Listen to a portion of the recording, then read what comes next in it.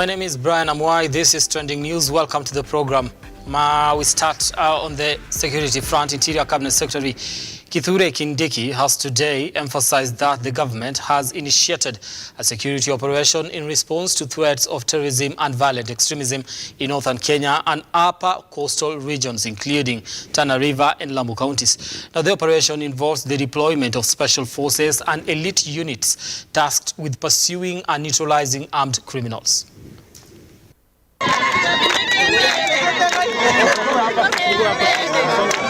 Hapa vile tuko na changamoto za kiusalama ambazo lazima tuendelee kuimarisha. Nimesikia tunahitaji police stations na magari ya maafisa wetu wa usalama na maafisa wetu wa utawala. Nataka niwahakikishie kwamba tutapeana magari kwa police stations na officers wetu wa utawala ambao hawana magari. Na niseme katika vile hiyo juhudi tutaongeza idadi ya maofisa wetu wa vikosi vya usalama maalum ambavyo ni vikosi ambavyo vinatusaidia katika kupigana na magaidi ambao wanaendelea kutusumbua wakiwa wametoka katika nchi jirani. Kwa hivyo katika hii sub-county yetu na county ya Tana River tutaweka vikosi maalum vya wale ambaye ni askari wetu speciali ambao wamefanyiwa mafunzo maalum ya kupambana na magaidi sugu na wale ambao ni wahalifu ambao ni wahalifu wa hali ya juu. We are going to deploy in this county special forces, elite units of the National Police Service and other national security organs here in Tana River. We are going to deploy the special forces, special units who are specially trained and equipped to deal with serious crimes, including terrorism and banditry.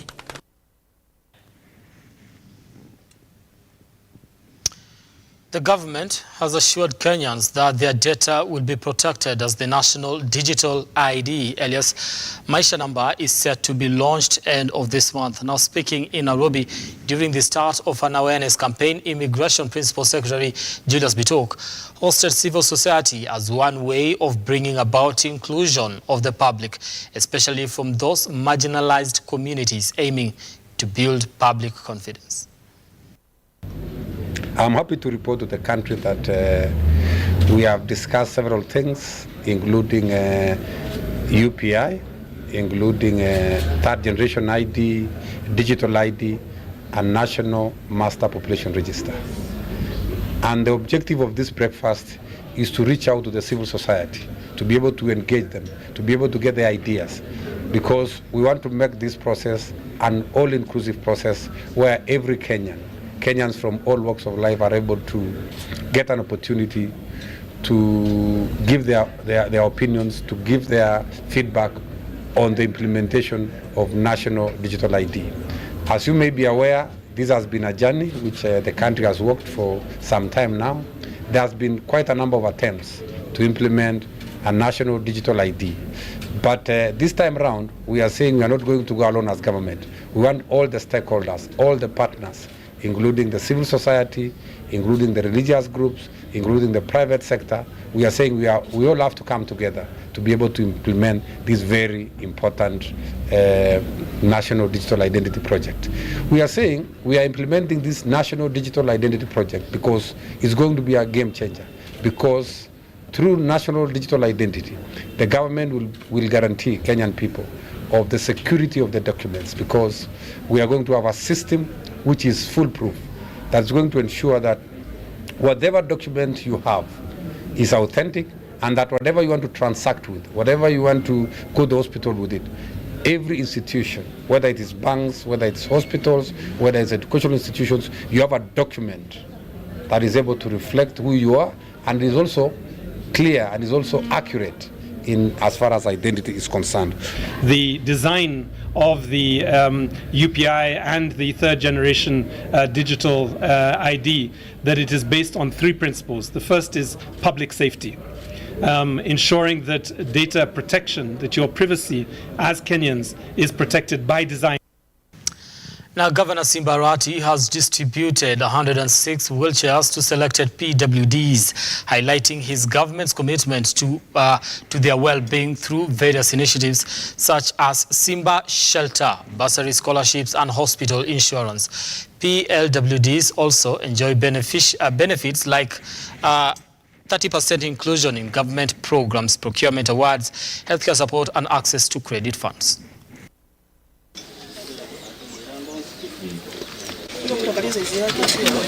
In this regard, the county government of Kisii is ready to work with partners such as the Walkabout Foundation to help alleviate the suffering faced by persons, mobility challenges, and other forms of disability. This can be further enhanced by enabling the PWDs to engage in income-generating activities for self-sufficiency. Indeed, the agenda to mainstream the empowerment of vulnerable groups and persons with disabilities through a deliberate economic and social system is invested in Pillar 4 of the county transformative agenda. Here we seek to run a program such as Simba Shelter scheme, county bursary and scholarship program, hospital insurance for the indigents, person and various health interventions for vulnerable groups such as PWDs. We're also keen on implementing the 30% rule in considering PWDs in government programs. And I want to insist here is that, until a day that we meet, that's the time I face the reality of the people living with disabilities. Again, I want to reiterate that yes, even in tendering process, because it's provided, we have 40 million for credit fund. I think my team here, you will be able to make sure these people, most of those ones who are interested, even those ones who don't have money, we can, again, as long as they are properly oriented on how they're going to use that money, they can do business. Now, a family in Rwangondu in Mwea, Kirinyaga County is appealing to well-wishers for help to bury the body of their mother, whose body has been detained at Kenyatta National Hospital following a more than 2 million pending bill.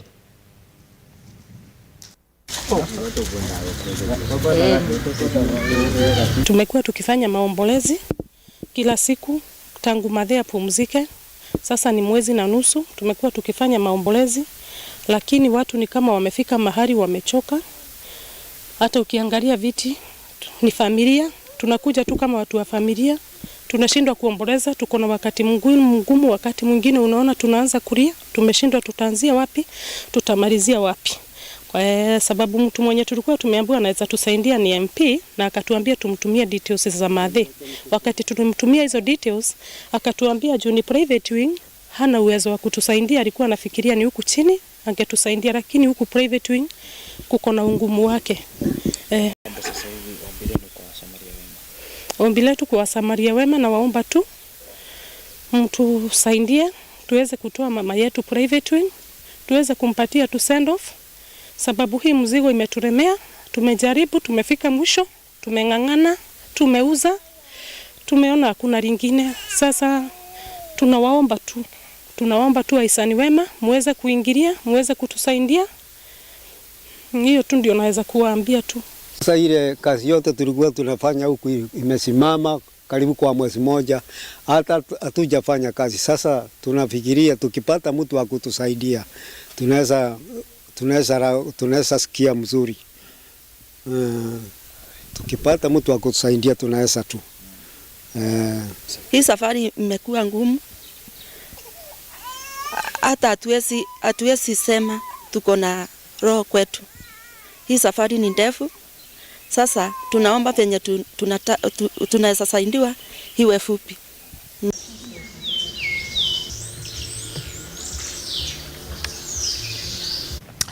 Now, despite being situated in arid and semi-arid area in Turkana County, Turkana University College has for the first time received more than 500 students who enrolled to the institution. Now, Vice Chancellor George Ndiema, the school says the school endeavors to plant trees to tackle climate change. We have received close to 500 students, and we expect many more to come to join the university. But when they are here, you see our place here is dry, is hot. So we want each one of our students to plant trees and look after them so that they leave trees around and make our university green. So that is the critical message that I've given our students.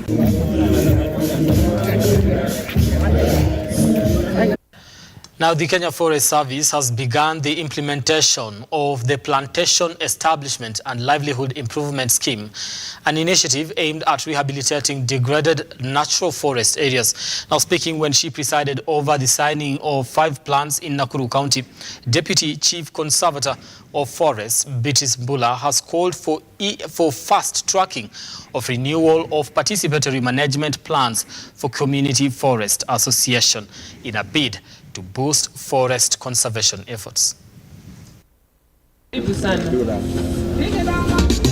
Today, we see that KFS and the community living adjacent to the forest are complying with the law by having had their PFMPs launched and signing the forest management agreements. Within the plan, we see how the forest is zoned, where the communities can do pelis, for example. That is cultivation together with the tree planting, so that they get some to get some food for food security, and at the same time KFS benefits from the growing of trees. We have found this method to be very efficient because the trees really, the survival rates of the tree is very high. We have zones for conservation, and those are the important water towers in this area. We have zones also where the communities can do ecotourism to also improve their livelihoods. This is going to bring about sustainable management of the forest. And you know how important it is at this time when we are experiencing a lot of issues from climate change, lots of drought, lots of rain. The water tower is going to ensure that most of the rain that falls will be absorbed into the ground and will be released slowly throughout the year. Otherwise, without the forest, the rains will fall and all the water will go off as runoff and go down to cause havoc as floods.